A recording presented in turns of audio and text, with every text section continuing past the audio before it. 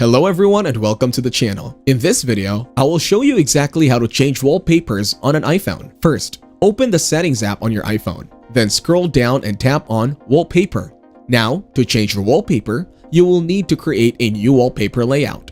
After that, tap on Choose a new wallpaper. Select a photo from your library or use one of the stock wallpapers on your iPhone. Here is where you can customize your wallpaper. Then choose a filter or leave it as is. Then click on Add to set it as wallpaper.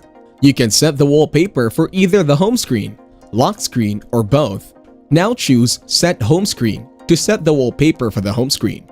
Choose Set Lock Screen to set the wallpaper for the lock screen. And that is it. Your wallpaper has now changed. You can swipe up to see the changes on your lock screen. If you want to further customize your home screen wallpaper, hold down on any app icon until it starts jiggling. Then swipe to the right to add a new page or hide pages as needed.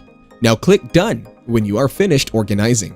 If you enjoyed this video, like it and share your comments or questions below.